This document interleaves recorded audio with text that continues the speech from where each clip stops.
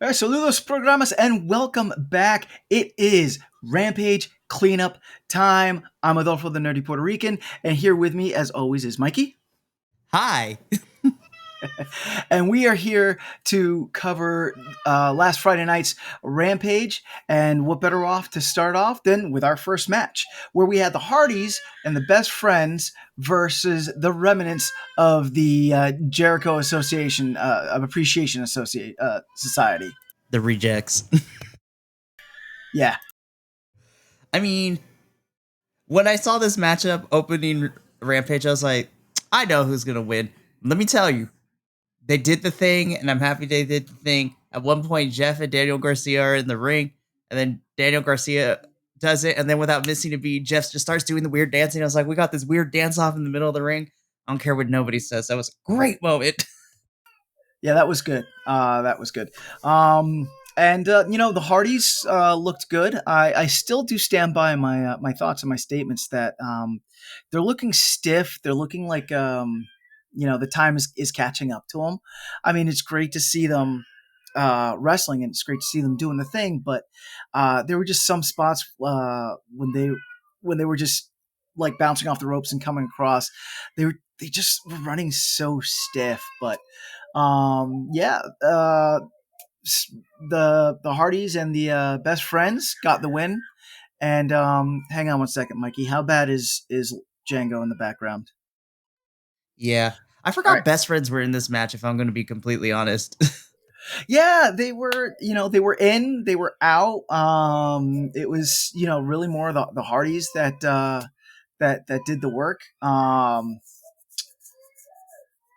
Yeah, still though, just the Hardys, man. They make me nervous. I'm afraid that they're gonna get really, really hurt one of these days. But I don't know if I said it or not, but the Hardys and the Best Friends end up winning the match, and the remnants of the JAS go limping off to lick their wounds. The one, who was it that got hurt that had to go to that they had to take to the local medical hospital place? Anna J. Anna J got hurt. So we got drama going on there. So then after that we had the Renee Paquette and Eddie Kingston spot where Renee was interviewing Eddie about his upcoming match on Rampage, when lo and behold, Jeff Jarrett and his crew come rolling up in there to try to sway Eddie Kingston to give Jay Lethal another chance, to which Eddie Kingston said, and Mikey quotes, Jay needs to prove he is the same Jay, not this clown. Yeah. And I was like, sold. Got it. Loved it. I'll tell you what, this was my first full experience with Eddie Kingston, because for most of the time that I've come back to watching wrestling, I think Eddie has been injured, so I haven't really seen him on the mic or really working. So this episode of Rampage, I really got to see Eddie Kingston do his thing, and I was stoked. I was stoked, man. He had great microphone skills, and then we'll talk about the match later on. But yeah, he was so entertaining in that spot. And then after that, we got a really quick Danhausen spot. Danhausen coming back shortly. Of course, we don't have an actual exact date as to when he's coming back, but yeah. It'll be good. Hookhausen and put him with Orange Cassidy. Literally just put him with Orange Cassidy and Hook. And that is the faction that I will need. Yeah. Yeah, it's going to be fun to see him come back. So then the next match that we had after that was the Blackpool Combat Club, Claudio Castagnoli and Wheeler Yuta versus local jobbers.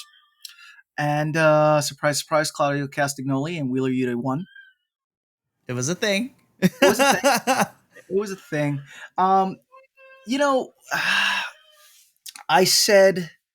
have said that I feel like Wheeler Yuta is the third wheel on a blind date. And this match just kind of cements that more in my mind.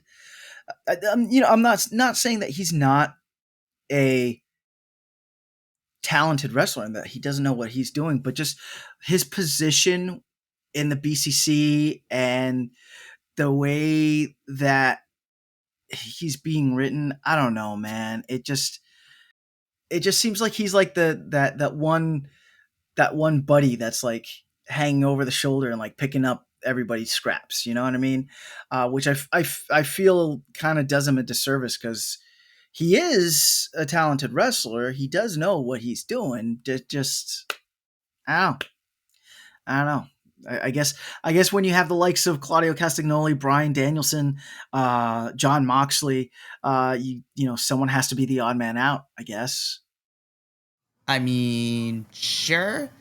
Um, I feel like all outside of Mox is gonna get his rematch at Title Tuesday against Rey Fenix for the international championship, so we'll see about that. But I feel that I think all of them are in a transitional phase right now because now that we've moved away from their long storyline Yeah, with with the Hung Bucks and with yeah, the and Don Callis family and all that, like we're moving on. Like we're good to go. That's done and over with.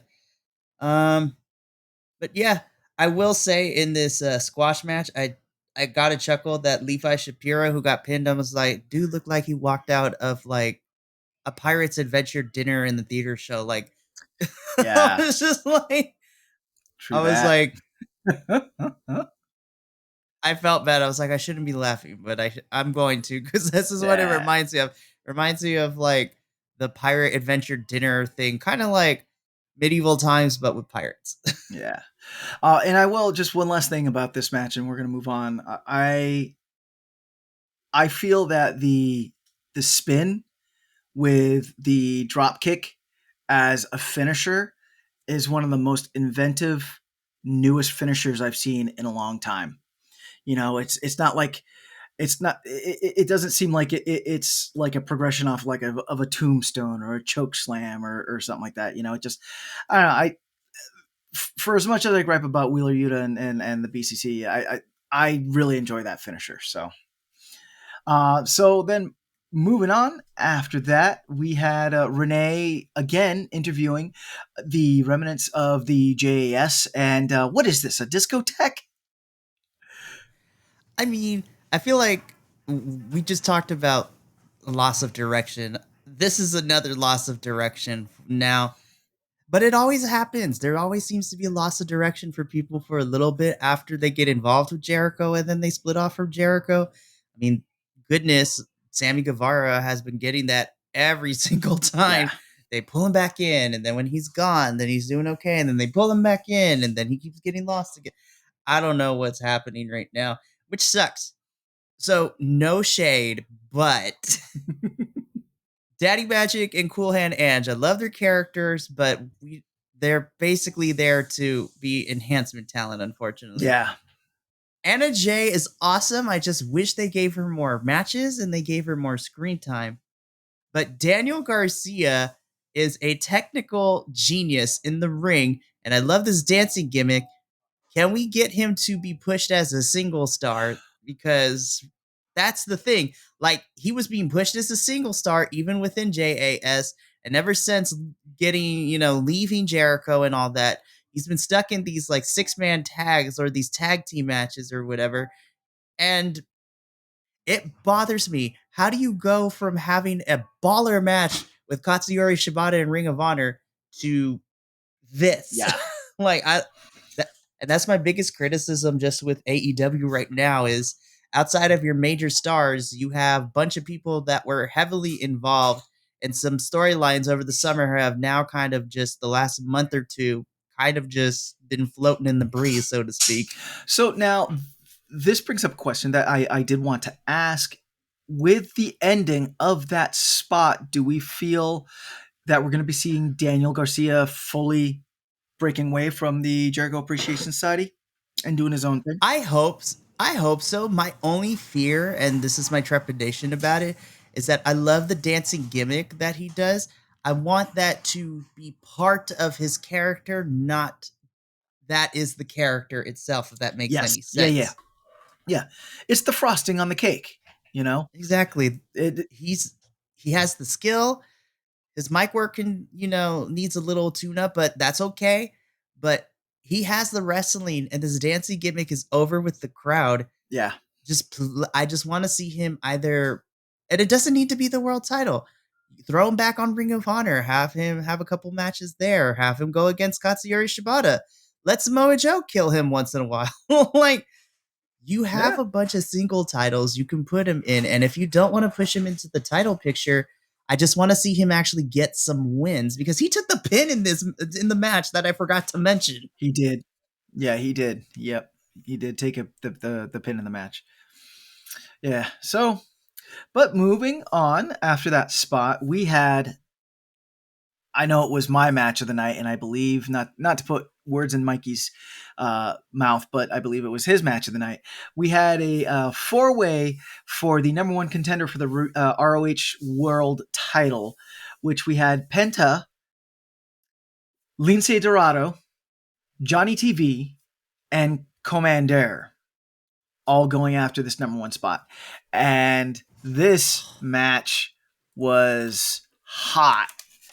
Boy, let me tell you what. So Penta and Johnny TV started off, and also this was a night for firsts, this Rampage, because this is the first time I've actually been able to see Johnny TV actually wrestle and not just be, part of that whole QTV nonsense. And he was good. He did really good. I was really impressed That's with. what I've been saying for the Yeah. longest time. Yes. Yes. I'm amazed. No, not amazed, but he was really good. And then him and Penta ended up falling out of the ring, and Commander and Lindsay started facing off. And man, my favorite type of match, just luchadors doing their thing. We had 450s, and we had the tightrope walking into the 360 to the thing, and then the double Hurricane Rana that happened towards the end. It was a thing of beauty. It was a thing of beauty. What do you think, Mike? I agree with you 100%. This was my match of the night. Again, I also agree with you too. Johnny TV has the wrestling chops. I mean, it's John Morrison. He wrestles anywhere and everywhere, and I know he has the skills. It's just we just only seen him in this stupid gimmick Yeah. with QTV that's kind of hindered his in-ring ability. But man, this match ruled. And of course, this was the AEW debut of Lince Dorado as well. I mean, we've seen Mm-hmm. him in the past, but now he's officially on the roster, which is great. Uh, Penta I is dug it. always out here killing it. Yep. I dug his gimmick, It the was, whole cat thing. it was so, oh, I mean, I know oh, it's I golden loved it links in so Spanish, much. but like the whole, like, the cat always lands on his feet, and like the one thing where, like, what did he do? He tossed like a forearm shiv at someone or something like that, and then he went like, and did like the ear cleaning thing. It was good. It was good. This is what I want to see when it comes to lucha libre style wrestling and Western television. Like, just give me this. This is Yeah. amazing. We had, and yes, I double checked. Johnny TV is Latino. We had 4 Latinos in the ring, just doing what they do best. Wow. Go It, figure. listen, Good stuff, I'm though. never gonna Yeah. complain. More representation on Yeah. television. Give me more lucha libre. And of course, Commander picks up the win with a 450 splash on Lince Dorado. It's Yep. just like, Mm-hmm. yes, this Yeah. match It was. ruled. It was beautiful. It was beautiful. And the other thing I liked about it, it wasn't. It wasn't like spot and then spot and then spot. Everything actually feel like it had a good flow and storytelling element to it. So that was great. So yep. So then we had a quick spot with Ortiz. And he was calling out not Mikey, but Mikey. Who was he calling out? He was well, close. He was calling out Mike Santana. So Ortiz and Santana, Right. proud and Yes. powerful. Yeah. It makes me sad that they're broken up, but man, talk about a promo. Like, I literally wrote down like the two takeaways from this. So obviously, behind the stage, Santana and Ortiz are not together anymore as a tag team. They have like issues with each other, and now we're building this feud towards them having the match, which I'm excited for. But Ortiz saying this tough guy persona that you claim to have, the dog, this gangster, this is a defense mechanism for that fragile little kid you are on the inside. Karma took one knee. I'm going to take the other. I'm like, Yeah, holy he crap. came hard. Yeah, I was like, ooh, ooh, ooh, ooh, ooh. And they do have some personal history, but it did sound like some of that personal history did come out in that promo. So it's going to be interesting to see where that leads. And I'm finally, excited for this match. I hate to see both of my Puerto Rican brothers be fighting like this. Yeah, but it's I fun. mean, true, but it is a good. It's so far it's been a good build up, and it's been one of those really good slow burns. I hope the next time, because we've already had the blow off, we've already had the one side speak, we already had the other side speak. I want to I want to see a little face to face now. You know what I mean? Not the entire match. Doesn't have to be the entire match, but we have to have a little face to face now of them. Almost getting into it. So after that, we come to the main event where we had Nyla Rose and Marina Shafir versus Hikaru Shida and Chris Statlander. Uh, to start the match off, Nyla Rose and Marina Shafir came out like gangbusters, man. They lumped up Hikara and Chris Statlander. When the bell rung, it was Marina Shafir and Hikaru Shida in the ring when the bell rung, as I just said, and a lot of MMA like Taekwondo stuff going on. You had Nyla Rose outside of the ring, roughing up Chris Statlander still. Uh, but yeah, Nyla Rose and Marina Shafir really showing that offense early on. Nyla Rose, power. The slams that she was tossing, I felt them. I felt like she just slammed me, and it was good. It was an entertaining match. In the end, Sheeta and Chris Statlander do fight back. Not a lot of Chris Statlander in this match. It was more Hikaru Shida that was doing a lot of the offense, and it was almost like Chris Statlander there was just kind of there as like a name almost, you know. But Hikaru Shida does end up getting the pin using Soraya's own move as a call out to Soraya because coming up on Tuesday Dynamite is going to be the women's uh, championship match where you have Hikaru Shida going up against Soraya. Mikey, what'd you think? I think this was a serviceable match. I will say, unfortunately, I think this was bogged down because Marina. I love Marina's style. She's using all like the Taekwondo and the MMA stuff when she's wrestling, and then of course Naya's just your big like brute, which I love. But it kind of does. It's really hard, especially if they are so vastly different styles. Especially when it comes to Hikaru Shida, who is more of your traditional wrestler with especially with Japanese wrestling, and then Chris is her unique offense and more of her strength based stuff. And you're right, Chris didn't really get a lot of offense in, but it makes sense that Sheeta got most of it due to the fact that she is going to be facing Saraya for the title on Title Tuesday. And unfortunately, I this match was bogged down with a couple of miscues. It was a little sloppy at certain points, and that Yeah. Tower of Doom spot was rough to watch. I Yeah, was like, that was "Oh, scary. that's That was scary unfortunate." when that went through. Yeah. Yeah.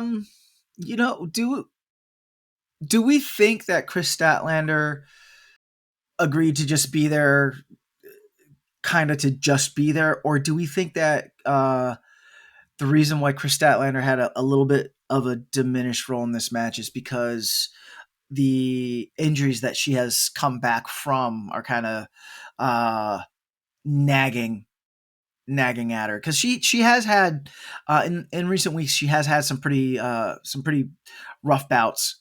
So do we think that's maybe why Chris was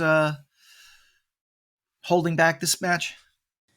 I think it's that plus a number of other combinations of reasons. So I think that it is we don't want to we don't want to overwork Chris because she has come back for a really from an injury that put her on the shelf for almost a year and a couple of, and some odd Yeah, change. But I think on the top of that too, you want to try to highlight Sheeta because she does have that title match on Title Tuesday against Saraya. But I also think too, I feel like, well, in Tony Khan's mind, this is not my words, but this is what I'm seeing. Chris got her spotlight when she and Julia Hart fought at Wrestle Dream literally last week for yeah, the last week for the title, yeah. for the That's what it TBS was. Yeah, title. So I figured, now that the TBS title has had, I guess, its turn in the spotlight, now we're back to Saraya and defending her title. And who knows? We'll see if I would love to see both titles defended at Full Gear, but who knows what's going to happen with that? It's up to Tony Khan. But yeah, I think Chris we'll taking a back see. seat, while it was annoying, I don't necessarily find it a big issue, given the fact that Chris has kind of been holding the spotlight for the last couple weeks. Especially since she's the one that gave Jade her last match before she went over to WWE. WWE. Yep. Mm-hmm. I still have I have words about that, but that's not for this show. So that wraps up Rampage. It went really fast. I felt like this week's Rampage. In our new empanada scale, I give this out of 5 empanadas. I give this 3 empanadas con queso. Enjoyable. What I want when when I come home from a hard day at work, but nothing that caused an orchestra to break out in my mouth. What about you, Mikey? Those are some choice words, and I loved it. I love it. I agree with you. I give it 3 out of 5 empanadas. Again, I feel that with this particular Rampage, we're kind of back to what we used to, where we just have a bunch of matches on here.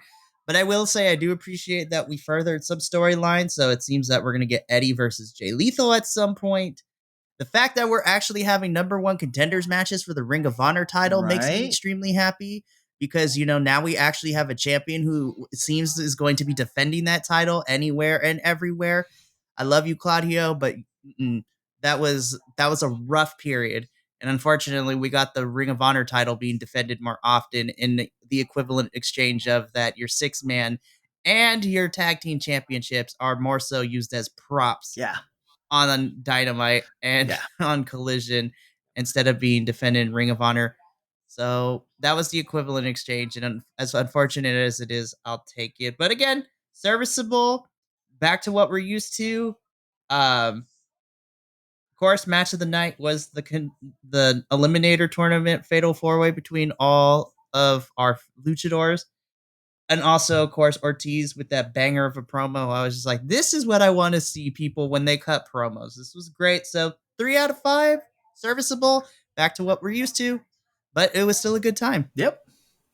And that's it for the Rampage Cleanup Crew.